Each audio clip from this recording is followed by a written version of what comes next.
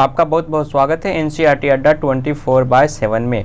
आज हम लोग क्लास 6 का एनसीईआरटी का अध्याय 4 यानी लेसन 4 करने वाले हैं, जिसे कि आप स्क्रीन पे अभी देख भी पा रहे होंगे। लेसन 4 और यहाँ पे लिखा हुआ है कि क्या बताती है हमें किताबें और कब्रें, यानी उस समय के किताबें और कब्रें हमें क्या बताती है। इससे पहले हम लोग अध्याय 1, अध्याय 2, अध्याय 3 तक कवर कर चुके हैं और अध्याय 4 हम लोग करेंगे एनसीईआरटी क्लास 6 का हिस्ट्री। लाइन बाय लाइन हम लोग देखेंगे, न्यू एनसीईआरटी है। तो चलिए देखते हैं। तो इसमें सबसे पहले जो आपको मिलता है वो मिलता है दुनिया के प्राचीनतम ग्रंथों में एक। आप यहाँ पे देख सकते हैं दुनिया के प्राचीनतम ग्रंथों में एक, इसके बारे में हम लोग पढ़ते हैं और देखते हैं एनसीईआरटी ने क्या लिखा है। तो लिखा है, शायद तुमने वेदों के बारे में सुना होगा। वेद 4 हैं, ऋग्वेद, सामवेद, यजुर्वेद, अथर्ववेद। सबसे पुराना वेद है ऋग्वेद, जिसकी रचना लगभग 3500 साल पहले हुई। ऋग्वेद में 1000 से ज़्यादा प्रार्थनाएं हैं जिन्हें सूक्त कहा गया है। तो यहाँ पे ये बताया गया है कि जो वेद हैं ये 4 वेद हैं। चारों वेद में सबसे पुराना जो वेद है वो आपका ऋग्वेद है और ऋग्वेद का जो रचना किया गया था वो आज से 3500 साल पूर्व। आपको बता दिए हैं कि ईसा मसीह के जन्म के बाद ईस्वी चलता है और ईसा मसीह के जन्म से पूर्व ईसा पूर्व चलता था। तो 3500 साल पूर्व यानी ईसा पूर्व की बात यहाँ पे चल रही है। तो 3500 साल पहले ही ऋग्वेद में 4000 से ज़्यादा प्रार्थनाएँ हैं जिन्हें सूक्त कहा गया है।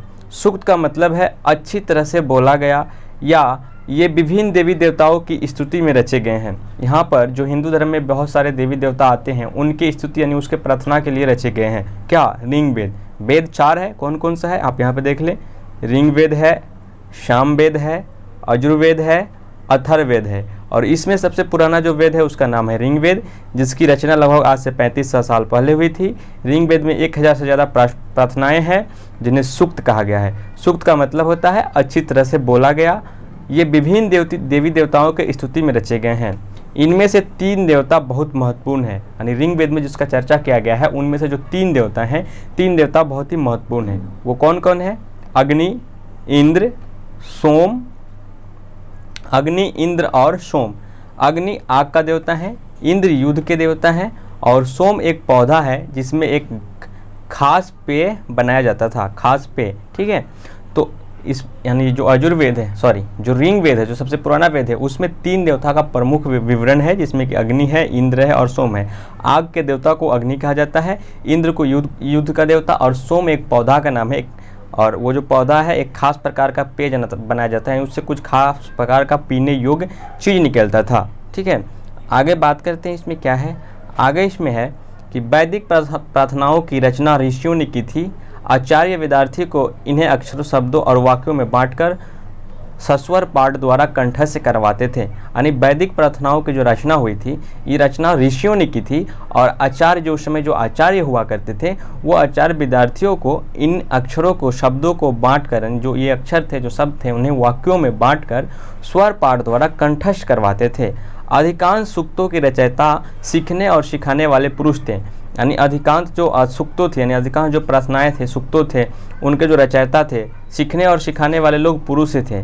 कुछ प्रार्थनाओं की रचना महिलाओं ने भी की थी। ऋग्वेद की भाषा प्राक संस्कृत या वैदिक संस्कृत कहलाता है। जो ऋग्वेद का जो भाषा है, क्वेश्चन को नोट कर लें, क्वेश्चन पूछ सकता है कि ऋग्वेद का भाषा कैसा था, प्राक संस्कृत, वैदिक संस्कृत। तो यहाँ पे ऋग्वेद का जो भाषा था कैसा भाषा था? प्राक संस्कृत और वैदिक संस्कृत दोनों था ऋग्वेद का भाषा। ठीक है। हम लोग जो स्कूल में संस्कृत पढ़े हैं वो यह भाषा थोड़ी भिन्न थी, यानी उस समय का जो संस्कृत भाषा था जो कि प्राग संस्कृत था या वैदिक संस्कृत था, और आज के जो हम लोग स्कूल में जो भाषा पढ़े हैं इन दोनों में काफ़ी अंतर था और थोड़ा भिन्न था। ठीक। आगे देखते हैं चीज़ों को, आगे क्या है। थोड़ा सा संस्कृत भाषा के बारे में यहाँ पे जिक्र किया गया है और अब यहाँ पे बताया गया है कि संस्कृत भाषा भारोपीय यानी भारत यूरोपीय भाषा परिवार का हिस्सा है। भारत की कई भाषाएं, असमिया, गुजराती, हिंदी, कश्मीरी, सिंधी, एशियाई भाषाएं जैसे फारसी तथा यूरोप की बहुत सी भाषाएं जैसे अंग्रेजी, फ्रांसीसी, जर्मन, यूनानी, इतावली, स्पेनिश आदि इसी परिवार से जुड़ी हुई है। आप समझ सकते हैं कि संस्कृत कितना बड़ा लैंग्वेज है। जितने भी एशिया भाषा है, जो भी एशिया कॉन्टिनेंट के जितने भी कंट्री है जिसमें भाषा बोला जाता है, जैसे प्रमुख रूप से भारत ही आता है। भारत में कई भाषा जैसे असमी, गुजराती, हिंदी, कश्मीरी और सिंधी। और एशियाई भाषा जैसे कि फारसी हो गया, यूरोप बहुत सी और भाषाएं है, अंग्रेजी, फ्रांसीसी, जर्मन, यूनानी, जर्मनी, इतावली, स्पेनिश आदि परिवार सभी जो है ये संस्कृत भाषा से जुड़े हुए हैं। उन्हें एक भाषा परिवार इसलिए कहा जाता है क्योंकि आरंभ में उनमें कई शब्द एक ही जैसे थे। उदाहरण के लिए मातृ का मतलब संस्कृत यानी मातृ, संस्कृत में मातृ, ठीक है, और इसे हिंदी में माँ कहा जाता है और अंग्रेजी में इसे मदर कहा जाता है। शब्द को देखिए तो सब में सेम ही है, उच्चारण को समझिए। मातृ संस्कृत में मातृ हो गया मतलब माता, माँ मतलब माता हो गया, ये हिंदी में हो गया, और मदर अंग्रेजी का शब्द है जिसका कि मतलब भी माँ ही होता है। तो शब्द को देखिए, तो क्या इसमें हमें कोई समानता नजर आता है? तो हाँ, इसमें समानता नजर आता है। आगे देखते हैं कि उप महाद्वीप में दूसरे भाषा परिवार को भी भाषाएं बोली जाती है। उदाहरण के लिए जैसे पूर्वोत्तर प्रदेशों में तिब्बत बर्मा परिवार की भाषाएं बोली जाती है। तमिलनाडु, तेलुगु, कन्नड़ और मलयालम द्रविड़ भाषा का परिवार का भाषा है, जबकि झारखंड और मध्य भारत के कई हिस्सों में बोली जाने वाली भाषाएं ऑस्ट्रो एशियाटिक परिवार से जुड़ी हुई है। तो यहाँ से क्वेश्चन आपका आ सकता है कि जो तमिल, तेलुगु, कन्नड़ और मलयालम किस भाषा का परिवार है? तो द्रविड़ भाषा का परिवार है, ठीक है। इससे पहले तिब्बत बर्मा परिवार के बोले जाने वाली भाषा भी है। और झारखंड और मध्य भारत में कौन सा भाषा बोला जाता है? तो वहाँ पे बोला जाता है ऑस्ट्रो एशियाटिक भाषा परिवार से जुड़ा हुआ भाषा है झारखंड में जो भाषा बोला जाता है। और आगे इसका बात करते हैं, आगे क्या है? आगे दिया हुआ है कि हम जिन किताबों को पढ़ते हैं वे लिखी और छपी गई है। ऋग्वेद का उच्चारण किया जाता है और श्रवण किया जाता है। ऋग्वेद का उच्चारण किया जाता है और श्रवण किया जाता है, यानी उच्चारण किया जाता है, श्रवण मतलब सुनना होता है, सुना जाता है, ना कि पढ़ा जाता है और रचना किया जाता है। कई सदियों बाद इसे पहली बार लिखा गया। इसे छापने का काम तो मुश्किल से 200 साल पहले हुआ। इसका जो छापने का काम हुआ था आज से लगभग 200 साल पहले हुआ था। इससे पहले ये लिखा गया था, जो कि छपाई खाना में छपा हुआ नहीं मिलता था, लेकिन अब इसे छपा भी मिलता है। अगर आप वेद खरीदने जाएंगे तो आपको इजीली मार्केट में अवेलेबल छपाई मिला हुआ मिल जाएगा, ठीक है। आगे है कि इतिहास सरकार ऋग्वेद का अध्ययन कैसे करते हैं। चलिए इस बात को भी हम लोग देख लेते हैं कि जो हमारे इतिहास सरकार है वो ऋग्वेद का अध्ययन कैसे करते हैं, किस प्रकार से करते हैं। तो इतिहास सरकार ऋग्वेद का अध्ययन कैसे करते हैं? इतिहास सरकार पुरातत्व वेदाओं की तरह से अतीत के बारे में जानकारी इकट्ठी करते हैं, लेकिन भौतिक अवशेषों के अलावा वे लिखित स्रोत का भी उपयोग करते हैं। चलो देखते हैं कि वे ऋग्वेद का अध्ययन कैसे करते हैं। ऋग्वेद के कुछ सूक्त वार्तालाप के रूप में है। विश्वामित्र नामक ऋषि और देवियों के रूप में पूजित दो नारी व्यास और सतलुज के बीच यह संवाद एक ऐसे ही सूक्त का अंश है। आगे कोई संवाद है जिसको हम लोग पढ़ेंगे। तो ऋग्वेद था उसमें कुछ संवाद के रूप में भी था, कुछ वार्तालाप के रूप में भी था। जैसे कि विश्वामित्र नाम के एक ऋषि थे और दो देवियां के रूप में पूजित दो नदियाँ थी, ब्यास और सतलुज जो क्या सतलज नाम से फेमस है। तो ब्यास और सतलज नाम की जो नदियाँ थी जिसके बीच की यह संवाद का एक सूक्त था, अंश भी है, ठीक है। देखिए ये उसी का अंश है जो कि हम लोग तो पढ़ नहीं पाएंगे क्योंकि संस्कृत में है, और जो संस्कृत हम लोग आज पढ़ते हैं वो भी संस्कृत नहीं है, ये दूसरा संस्कृत है जो कि यहाँ पर है। अगर इसको हिंदी में नीचे अगर कन्वर्ट करके लिखा गया होगा तो हम लोग पढ़ सकते हैं। हाँ, यहाँ पे हिंदी में लिखा गया है तो उसको अभी हम लोग देखेंगे, लेकिन पहले थोड़ा सा यहाँ पे पढ़ लेते हैं। ऋग्वेद की पांडुलिपि का एक पन्ना है ये ऋग्वेद की पांडुलिपि का एक पन्ना है। भुज वृक्ष के छाल पर लिखी यह पांडुलिपि कश्मीर में पाई गई थी। लगभग 150 वर्ष पहले ऋग्वेद को सबसे पहली बार छापने के लिए इसका उपयोग किया गया था। इसी पांडुलिपि को देखकर अंग्रेजी अनुवाद तैयार हुआ। यह पांडुलिपि पुणे महाराष्ट्र की एक पुस्तकालय में सुरक्षित है। तो जो 150 वर्ष पहले पांडुलिपि मिली थी जम्मू कश्मीर में, वो कहाँ अभी स्थित है? तो पांडुलिपि महाराष्ट्र के पुणे में एक पुस्तकालय में सुरक्षित है, और इसे पहली बार छापने का काम आज से 150 वर्ष पहले किया गया था, ठीक है। अब इसका कहानी जो संवाद है उसको देखते हैं कि संवाद में क्या है। तो ये संवाद है जिसमें कि विश्वामित्र जी हैं, और विश्वामित्र जी क्या कहते हैं ये देखते हैं। विश्वामित्र जी और नदियों के बीच जो संवाद हुआ है, विश्वामित्र कहते हैं, हे नदियाँ, अपने बछड़ों को चाटती हुई दो दमकती गायों की तरह दो फुर्तीले घोड़ों की चाल से पहाड़ों से नीचे आओ। इंद्र द्वारा दी हुई शक्ति और स्फूर्त तुम रथों की गति से सागर की ओर बह रही हो। तुम जल से परिपूर्ण हो और एक दूसरे से मिल जाना चाहती हो। ये विश्वामित्र जी ऋग्वेद में जो संवाद मिला है उसमें लिखा हुआ है, जिसको कि हिंदी अनुवाद हम लोग पढ़ रहे हैं। नदियाँ कहती है, जल से परिपूर्ण हम देवताओं के बनाए रास्ते पे चलती हैं। एक बार निकलने पर हमें रोका नहीं जा सकता है। हे ऋषि, तुम हमसे प्रार्थना क्यों कर रहे हो? विश्वामित्र जी कहते हैं, हे बहनों, मुझ गायक की प्रार्थना सुनो। मैं रथ और गाड़ियां सहित बहुत दूर से आया हूँ। कृपया कर अपने जल को हमारे रथ और गाड़ियों की धुरियों के ऊपर न उठाओ ताकि हम आसानी से उस पार जा सके। नदियाँ कहती है, हम तुम्हारी प्रार्थना सुनेंगे, जिससे तुम सब सुरक्षित उस पार जा सकोगे। आगे क्या है, जा सकोगे। इतिहास सरकार यह बताते हैं कि यह प्रार्थना उस क्षेत्र में रची गई होगी जहाँ ये नदियाँ बहती है।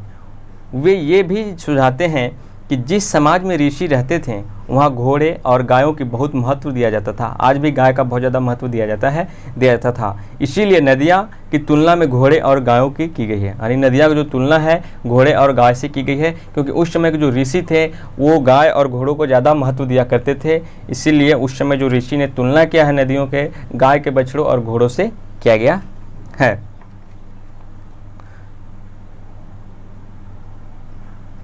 आगे ऋग्वेद की प्रार्थनाओं में अन्य दूसरी नदियाँ खासकर सरस्वती, सिंधु और उनकी सहायक नदियाँ का भी जिक्र है। गंगा और यमुना का उल्लेख सिर्फ एक बार हुआ है। यानी गंगा यमुना का उल्लेख ऋग्वेद में केवल एक बार हुआ है। और मानचित्र 1 को देखो और ऐसी 5 नदियाँ सूची बनाओ जिसमें ऋग्वेद में नहीं है। अगर मानचित्र होगा तो मैं आपको देखता हूँ। मानचित्र पिछले अध्याय में था, उसी को देखने का बात किया जा रहा है। ठीक है, अब हम लोग यहाँ पे पढ़ेंगे कि मवेशी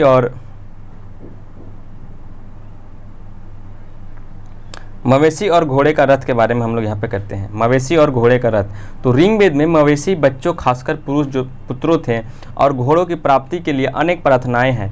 घोड़ों को लड़ाई में रथ खींचने का काम में लाया जाता था। इन लड़ाइयों में मवेशी को जीत कर लाए जाते थे। लड़ाइयाँ वैसे जमीन के लिए भी लड़ी जाती थी, जहाँ अच्छे चारागाह हो या जहाँ पर जौ जैसी जल्दी तैयार होने वाली फसलों का उपजाया जा सकता है। कुछ लड़ाइयाँ पानी के स्रोत और लोगों को बंदी बनाने के लिए भी लड़ी जाती थी। आगे है, तो उस समय यानी ऋग्वेद में जो लिखा गया है उसमें ये लिखा गया है कि मवेशियों और बच्चों और घोड़ों की प्राप्ति के लिए अनेक प्रार्थनाएं हैं। घोड़ों को लड़ाई में खींचने के लिए काम में लाया जाता था और लड़ाई में मवेशी को जीत कर भी लाया जाता था। साथ ही साथ लड़ाई वैसे ज़मीन के लिए भी लड़ी जाती थी। उस समय जो लड़ाई होती थी, आज भी ज़मीन के लिए लड़ा जाता है, एक देश दूसरे देश से लड़ जाता है, तो लड़ाई उस समय भी ज़मीन के लिए हुआ करती थी। जहाँ पे जौ जैसी जल्दी तैयार होने वाली फसल को उपजाया जा सकता था। कुछ लड़ाइयाँ पानी के स्रोतों के लिए और कुछ लड़ाइयाँ लोगों को बंदी बनाने के लिए भी लड़ी जाती थी। युद्ध में जीते गए धन का कुछ भाग सरदार रख लेते थे तथा कुछ हिस्सा पुरोहित को दे दिया जाता था। शेष धन आम लोगों में बांट दिया जाता था। उसमें जो राजा होता था, जो सरदार होता था, कुछ धन उसके पास रहता था, तो कुछ भाग जो पुरोहित को बांट दिया जाता था। उस समय जो राजशाही शासन चलता था, जो लोग बड़े बड़े थे उन्हें बांट दिया जाता था। शेष धन जो बचता था वो आम लोगों में, आम जनता में बांट दिया जाता था। कुछ धन यज्ञ करने के लिए भी प्रयुक्त होता था, क्योंकि उस समय बहुत विशाल यज्ञ होता था, तो कुछ धन जो था यज्ञ करने के लिए प्रयुक्त होता था। यज्ञ की आग में आहुति दी जाती थी। आहुति देवी देवताओं को दी जाती थी। घी, अनाज और कभी कभी जानवरों को भी आहुति दी जाती थी। घी अनाज का आहुति तो नॉर्मल दिया जाता है हर जगह, आज भी यज्ञ होती तो दिया जाता है, लेकिन कभी कभी जानवरों का बलिदान भी दिया जाता था उन यानी ऋग्वेद के काल में। अधिकांश पुरुष इन युद्धों में भाग लेते थे। कोई अस्थायी सेना नहीं होती थी, लेकिन लोग सभी में मिलते जुलते थे और युद्ध व शांति के विषय में सलाह मशवरा भी करते थे। जैसे आज अगर अपना चाइना और इंडिया में हो जाता है तो मशवरा करते हैं, बैठक होता है, आर्मी लोग जो उच्च अधिकारी है कई लेवल का बैठक होता है, तो वो उस समय भी चलता था। लोग मिलते थे, युद्ध को शांति करने के लिए सलाह और मशवरा भी करते थे, एक दूसरे से सेक्रीफाइस भी करते थे। वहाँ ये ऐसे लोगों को अपना सरदार चुनते थे जो बहादुर और कुशल योद्धा हो। आज भी हम लोग अपने इंडिया में डेमोक्रेटिव है, लेकिन आज भी हम लोग वैसे लोग को चुनते हैं जो बहादुर और डेमोक्रेटिव है, लेकिन कुछ जातिवाद भी चलता है, अलग बात है। आगे देखते हैं, लोगों की विशेषता बताने वाली शब्द वहाँ उस समय क्या क्या थी। लोगों का वर्गीकरण काम, भाषा, परिवार या समुदाय, निवास स्थान या संस्कृत परंपरा के आधार पर किया जाता रहा है। ऋग्वेद में लोगों की विशेषता बताने वाले कुछ शब्दों को हम लोग देखते हैं। ऐसे 2 समूह है जिसका वर्गीकरण काम के आधार पर किया जाता है। पुरोहित, जिन्हें कभी कभी ब्राह्मण भी कहा जाता था, जो पुरोहित थे उन्हें ब्राह्मण भी कहा जाता था उस समय और आज भी कहा जाता है। तरह तरह के यज्ञ और अनुष्ठान करते थे। जो ब्राह्मण थे उस समय पुरोहित थे, वो तरह तरह की यज्ञ और पूजा पाठ के लिए अनुष्ठान करते थे। दूसरे लोग थे राजा। एक तो पुरोहित वर्ग में बटा हुआ था, दूसरा वर्ग था राजा। ठीक है, ये राजा वैसे नहीं थे जिनके बारे में हम लोग बाद में पढ़ेंगे, क्योंकि बाद में तो मुगल शासक आएगा, अंग्रेजी शासन आएगा, तो ये सब राजा तो पूरा भ्रष्टाचार राजा था। तो वो लोग राजा वैसे नहीं थे जिसके बारे में हम लोग आगे पढ़ेंगे। ये न तो बहुत बड़ी राजधानी और महलों में रहते थे, न इनके पास सेना थी, न ही ये कर वसूलते थे। प्रायः राजा मृत्यु के बाद उसका बेटा अपने आप ही शासक बन जाता था। जब राजा का निधन हो जाता था तो उसका जो भी बेटा होता था वही उत्तराधिकारी बन जाता था, अपने आप वहाँ का शासक बन जाता था। आगे यहाँ पे बताया गया है जनता या पूरे समुदाय के लिए दो शब्द का इस्तेमाल होता था। उस समय जो जनता है या फिर पूरा जो समुदाय है उसके लिए दो शब्द का इस्तेमाल होता था। एक था जिनका प्रयोग हिंदी व अन्य भाषाओं में आज भी होता है, और दूसरा था विष। एक जो था क्या था, जनजीवन जो हम लोग बोलते हैं, और दूसरा क्या था, विष, जिससे वैश्या शब्द निकलता है। इस विषय में हम लोग अध्याय 5 में विस्तार से पढ़ेंगे। आगे है, ऋग्वेद में विष और जनों के नाम मिलते हैं, इसलिए हमें पूर्वजन या विषजन यानी भारत जन या विष यदुजन या विष जैसी कई उल्लेख मिलते हैं ऋग्वेद में। ठीक है, ऋग्वेद में विष, वैश्य का मतलब वैश्या होता है, और जन के नाम मिलते हैं, इसलिए हमें पूर्वजन या फिर विषजन, भारत जन या विष यदुजन का विष जैसे उल्लेख मिलते हैं। ठीक है, आगे है इसमें कि जिन लोगों ने इस प्रार्थनाओं की रचनाएं की वे कभी कभी खुद को आर्य कहते थे। यानी जो लोग ऐसे पुस्तक की रचनाएं की, ऐसे प्रार्थनाओं की रचनाएं की जो ऋग्वेद में है, वो लोग अपने आप को कभी कभी आर्य कहते थे तथा अपने विरोधियों को दास या दास्यु कहते थे, और उनके जो विरोधी होते थे उन्हें दास या दास्यु कहते थे। दास्यु वो लोग थे जो यज्ञ नहीं करते थे और शायद दूसरी भाषा बोलते थे। दासु वो लोग थे जो कि यज्ञ नहीं करते थे और वो दूसरी भाषा बोलते थे, यानी उनसे मिलते जुलते नहीं थे, कुछ उनका डिफरेंट था, अपना बोली चाली, भाषाएं, रहन सहन, जनजीवन। बाद के समय में दास यानी स्त्रीलिंग दासी, ऐसे दास होता है और स्त्रीलिंग में दासी शब्द का मतलब गुलाम हो गया। दास वे स्त्री और पुरुष होते थे जिन्हें युद्ध में बंदी बनाया जाता था, उन्हें उनके मालिक की जायदाद माना जाता था, जो भी काम मालिक चाहते थे वो उन्हें सब करना पड़ता था। तो आगे चल के ये दास दासी क्या हो गया, अगर स्त्रीलिंग में बोले तो दासी और पुल्लिंग में बोले तो दास, आगे चल के ये हो गया कि दास लोग को गुलाम बना दिया गया। यानी गुलाम शब्द का मतलब हो गया दास, जो कि युद्ध में जो राजा या रानी हार जाते थे उन्हें दास और दासी का श्रेणी में रखते थे और बंदी बना लिया जाता था। उन्हें मालिक की जायदाद माना जाता था, जो भी काम मालिक चाहता था, यानी जीता हुआ राजा जो भी काम करता था चाहता था उन्हें वो सब करना पड़ता था। ठीक है, आगे है यहीं पे कि जिस युग में उपमहाद्वीप के उत्तर पश्चिम में ऋग्वेद की रचना हो रही थी, उसी समय दूसरी जगहों पे भी एक अलग तरह का विकास हो रहा था। वहाँ क्या हो रहा था, आइए उसके बारे में हम लोग पढ़ते हैं। अभी तो हम लोग इससे पहले जो देख रहे थे हड़प्पा स्थल के बारे में देख रहे थे, उन सब की जानकारी ले रहे थे। अभी ऋग्वेद बीच में आ गया तो वो फिर क्षेत्र वहाँ क्या हो रहा था उसके बारे में भी जानना जरूरी है, क्योंकि ये तो घटना केवल भारत में घट रहा था, विश्व लेवल पे क्या हो रहा था, हर जगह नया नया उथल पुथल आ रही थी। तो चलिए देखते हैं वहाँ पे क्या हो रही थी। ठीक है, अब हम लोग पढ़ेंगे इसी में खामोशी पहरी कहानी महापाषाण की। खामोश पहरी कहानी महापाषाण की, महापाषाण की खामोश भरी कहानी है। और कैसा कहानी, चलिए हम लोग पढ़ते हैं, इसके बाद समझ में आएगा। ठीक है, ये शिलाखंड महापाषाण, महाबड़ा पाषाण पत्थर नाम से जाना जाता है। ये जो शिलाखंड है महापाषाण, महाबड़ा पाषाण पत्थर के नाम से जाना जाता है। ये पत्थर दफन करने की जगह पर लोगों द्वारा बड़े करीने से लगाए गए थे। महापाषाण कब्रें बनाने की प्रथा लगभग 3000 साल पहले शुरू हुई थी। यह जो प्रथा था दक्कन, दक्षिण भारत, उत्तरी पूर्वी भारत और कश्मीर में प्रचलित थी। तो ये जो शिलाखंड महापाषाण के नाम से जो जाना जाता है, यह पत्थर दफन करने की जगह पर लोगों द्वारा बड़े करीने से यानी बड़े अच्छे से लगाए जाते थे। महापाषाण कब्रें बनाने की प्रथा जो लगभग आज से 3000 साल पहले शुरू हुई थी, और यह प्रथा दक्कन यानी दक्षिण भारत, उत्तरी पूर्वी भारत और कश्मीर के क्षेत्रों में प्रचलित थी। ठीक है, ये भाषा इतनी जगह पर क्या थी, प्रचलित थी। अब आगे का बात करते हैं तो ये देख सकते हैं ये क्या चीज़ है, आइए इसके बारे में हम लोग पढ़ते हैं।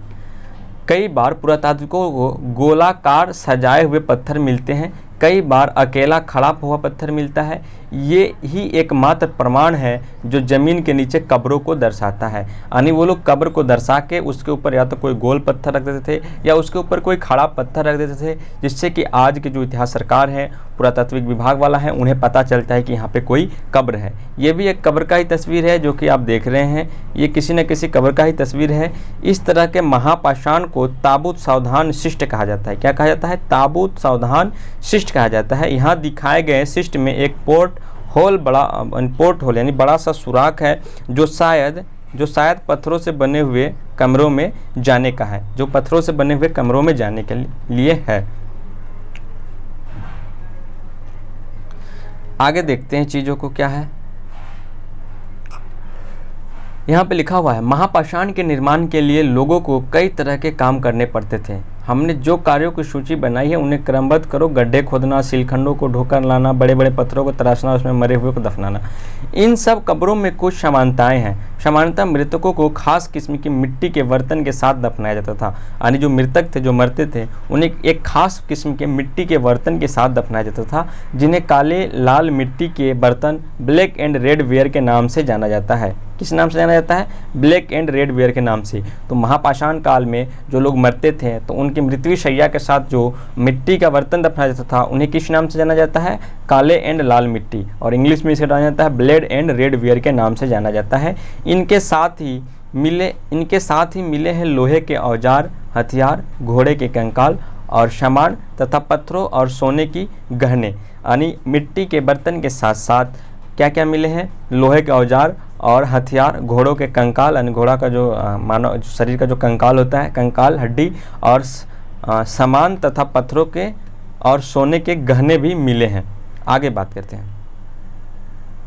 पूछा है क्या हड़प्पा सभ्यता के शहरों में लोहे का प्रयोग होता है? तो इसका आंसर आप लोग कमेंट बॉक्स में बताएंगे।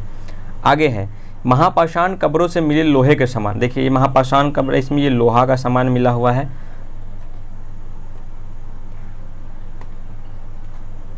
ये लोहा का सामान मिला हुआ है, ये भी लोहा का सामान है।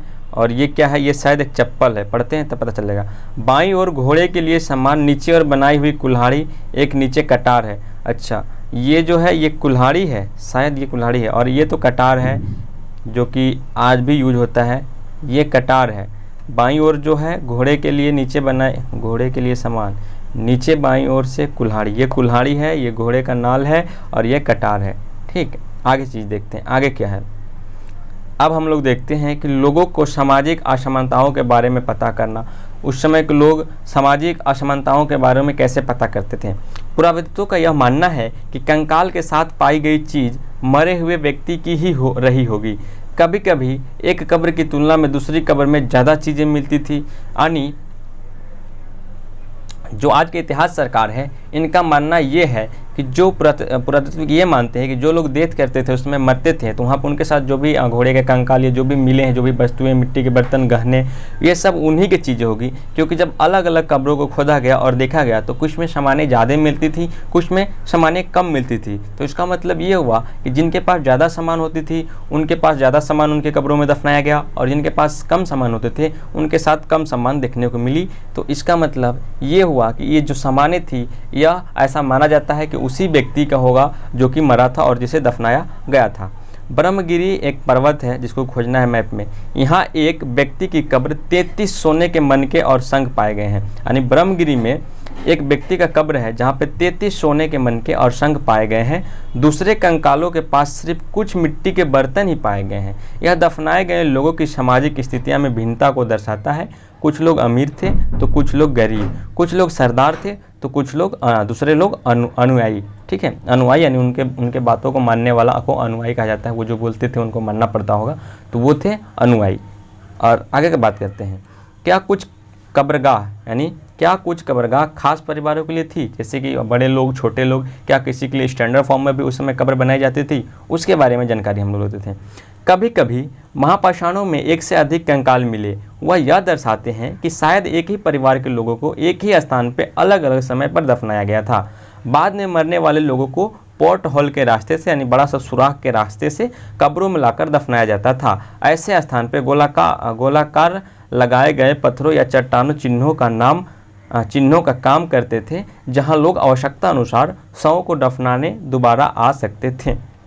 ठीक है, यानी कभी कभी ऐसा प्राय देखा गया है कि एक ही कब्र को खोद दिया जाता था और वहाँ पे, यानी जैसे उसी परिवार का कोई व्यक्ति आज मरा तो उसे वहीं पे दफनाया जाता था और बड़े से सुरंग बना के बाहर से रास्ता निकाला जाता था और वहाँ पे ऊपर बहुत बड़ा सा पत्थर रखा जाता था या फिर किसी तरह का चिन्ह लगाया जाता था ताकि पता चले कि यहीं पर दफनाया गया है। और 2-4 साल के बाद उसी परिवार का कोई दूसरा सदस्य मरता था तो उन्हें भी उस सुरंग के माध्यम से ला के उसी कब्र में दफनाया जाता था। यानी एक परिवार के लोग को एक ही कब्र में दफनाया जाता था। ऐसा भी कुछ सुराग उस समय मिला है। ठीक है, ऐसा इतिहास सरकारों का कहना है। आगे देखते हैं। आगे यहाँ पर है कि इनाम गांव के एक विशिष्ट व्यक्ति की कब्र के बारे में हम लोग पढ़ लेते हैं। इनाम गांव को हम लोग फर्स्ट दिन ही मैप में देखे थे, शायद सेकेंड दिन देखे थे, तो आज यहाँ पे हम पढ़ लेते हैं। कहता है कि इनाम गांव के एक विशिष्ट व्यक्ति की कब्र, मानचित्र 2 या पृष्ठ 13 में हम लोग जो देखे थे, पता है कि इनाम गाँव को खोजो। वहाँ पर जाके आप इनाम गाँव को देख सकते हैं मैप में। यहाँ भीमा की सहायक नदी, वहाँ पे एक भीमा की सहायक नदी है। घोड़े के किनारे एक जगह है, भीमा की सहायक नदी घोड़े के किनारे एक जगह है। इस जगह पर 3600 से 27 साल पहले लोग रहते थे। यहाँ वयस्क लोगों को प्रायः गड्ढे में सीधा लेटाकर दफनाया जाता था। यहाँ पे जो वयस्क लोग हैं उनको गड्ढे में क्या किया जाता था, सीधा लेटा दिया जाता था और उसको उसी तरह से दफना दिया जाता था। उनका जो सिर है उत्तर की ओर होता था। कई बार उन्हें घर के अंदर ही दफनाया जाता था। ऐसे बर्तन जिनमें शायद खाना और पानी हो, दफनाए गए शव के पास रख दिए जाते थे। यानी जो साक्ष्य मिला है तो कुछ बर्तन ऐसे भी मिले जिसमें कि खाने पीने का भोजन और पेय पदार्थ रखा हुआ मिला है। जब कब्रों को खुदाई किया गया तो कुछ कब्र ऐसे मिले जिनमें कि मृतकों का जो सिर है वो उत्तर दिशा की ओर रखा गया है और उन्हें सीधा लेटा गया है, और साथ ही उनके आसपास जो बर्तन रखे गए हैं उसमें खाने का सामान है, उनमें खाने की चीज़ें मिली है। एक आदमी को 5 कमरों वाले मकान के आंगन में ही 4 पैरों वाले मिट्टी के एक बड़े से संदूक में दफनाया गया था। बस्ती के बीचों बीच में बसा यह घर गांव के सबसे बड़े घरों में से एक था। इस घर में एक अनाज का गोदाम भी था। सौ के पैर जो है मुड़े हुए थे, यानी जो सौ था, जो मृतक का शरीर था उसका पैर मुड़ा हुआ था, लेकिन उसको क्या किया गया था, यानी चारों ओर से मिट्टी के संदूक में बंद करके 5 मंजिला बिल्डिंग के आंगन में दफना गया था, जिसमें कि एक बड़ा सा क्या था, गोदाम भी था। और वो गांव के बीच में ये मकान था, पूरे जो गांव था उस गांव के बीच में ये मकान था। कंकालों के अध्ययन के बारे में थोड़ा सा हम लोग जान लेते हैं। कंकालों का अध्ययन कैसे होते हैं और क्या बताते हैं। छोटे आकार के आधार पर एक बच्चे के कंकाल को आसानी से पहचाना जा सकता है, लेकिन एक बच्चे और एक बच्ची के कंकाल के बीच में कोई फर्क नहीं होता है। कोई लड़का है और लड़की है, दोनों छोटे हैं, तो उनके कंकाल में कोई भी फर्क नहीं होता है, क्योंकि लड़का और लड़की का जो डिफरेंट होने का समय आता है वो 13-14 साल के बाद ही पता चलता है कि क्योंकि लड़के को 13-14 साल के बाद दाढ़ी आने लगती है, बहुत सारे डिफरेंट होने लगते हैं, जो प्राइवेट स्पॉट होते हैं वो उभरने लगते हैं। तो ये 14 साल के बाद, 13 साल के बाद ही ये चीज़ होने लगती है। तो उससे पहले यानी 14-13 साल से कम के अगर बच्चा या बच्चियां हो, यानी बॉय या गर्ल हो, तो उनका जो कंकाल मिलते थे उन्हें पहचानना बहुत ही मुश्किल होता था। यानी उस समय पता नहीं चल पाता था कि लड़का का कंकाल है या लड़की का कंकाल है। क्या हम यह पता लगा सकते हैं कि कंकाल किसी पुरुष का था या स्त्री का? तो देखिए इसके बारे में क्या लिखा है।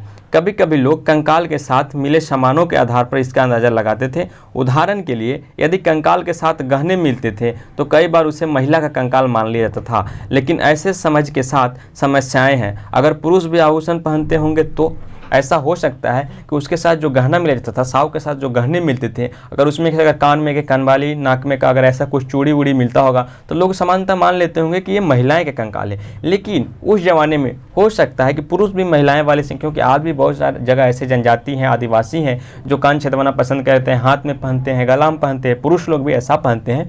तो हो सकता है कि उस जमाने में भी अगर पुरुष लोग भी महिलाएं वाले साजो सामान और श्रृंगार करते होंगे तो ये समस्या है कि कैसे पता चलेगा कि मानव का कंकाल है या फिर आदमी का कंकाल है या औरत का कंकाल है। ठीक है, क्योंकि उस समय के पुरुष भी अक्सर क्या करते थे, आभूषण पहना करते थे। कंकाल का लिंग पहचानने का बेहतर तरीका उसकी हस्तस्त्रियों की जांच करना है। चूँकि महिलाएं बच्चों को जन्म देती थी, इसलिए उनका कटी प्रदेश या कुल्हा पुरुष से ज़्यादा बड़ा होता था। जो यहाँ पे जो कमर के पास का जो कुल्हा होता है, जो कटी प्रदेश होता है, अगर जो महिलाएं होती, क्योंकि वो बच्चे के जन्म देती है, तो उनका जो कुल्हा होता है, जो कटी प्रदेश होता है, वो थोड़ा सा बड़ा होता था, जबकि पुरुष का उतना बड़ा नहीं होता था, थोड़ा सा छोटा होता था। तो ये पता लगाता था प्रजनन तंत्र के द्वारा, यानी लिंग निर्धारण के द्वारा पता चलता था कि ये स्त्री का मानव कंकाल है या फिर पुरुष का मानव कंकाल है। ये समझ कंकालों के आधुनिक अध्ययन पर आधारित है, और ये जो पता किया जाता था वो आधुनिक अध्ययन पर पता किया जाता था। यार उसके बाद क्या है, आगे देखते हैं।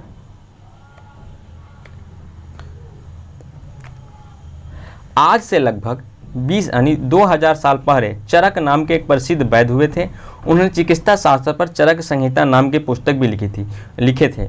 वो कहते थे कि मनुष्य के शरीर में 360 हस्तस्त्रियाँ होती हैं, यानी मनुष्य के शरीर में 360 हस्तस्त्रियाँ होती है। यह आधुनिक शरीर रचना विज्ञान है। 206 हस्तस्त्रियों से काफ़ी ज़्यादा है। संभवतः चरक ने अपनी गिनती में दांत, हस्तस्त्रियाँ, के जोड़ों और कार्टिलेज को जोड़कर यह संख्या बताई थी। आज मनुष्य के शरीर में 206 हड्डियां हैं, लेकिन उस समय जो चरक थे वो बताए थे कि नहीं, मनुष्य के शरीर में जो हड्डियां हैं वो 360 है। तो उनका कहने का मतलब जो दांत होता है, ये दांत जो 32 होते हैं और भी जो छोटे छोटे जो हड्डियां के समान कड़ा होते हैं हमारे शरीर में, उन सारों को गिनकर उन्होंने 360 बताया होगा। ठीक है, अब हम लोग इनाम गांव के लोगों के काम धंधे के बारे में जान लेते हैं, क्योंकि आरंभिक शहर में, आरंभिक नगर में जो सबसे शुरू में शहर का निर्माण हुआ था वो इनाम गांव है। ठीक है, आधुनिक शहर में। तो इनाम गांव के बारे में, इनाम गांव के पुरातत्वों को गेहूं, जौ, चावल, दाल, बजरा, मटर और तिल के बीज मिले हैं। कई जानवर की हड्डियां भी मिली हैं। कई हड्डियों पर काटने के निशान से यह अंदाजा होता है कि लोग इन्हें खाते होंगे। गाय, बैल, भैंस, बकरी, भेड़, कुत्ता, घोड़ा, गधा, सुअर, सांभर, चितकबरा, हिरन, कृष्णा, मृग, खरहा, नेवला, चिड़िया, घड़ियाल, कछुआ, केकड़ा और मछली की हड्डियां भी पाई गई है। ऐसे साक्ष्य मिले हैं कि बेर, आंवला, जामुन, खजूर और कई तरह के रसभड़ियाँ एकत्र किए जाते थे।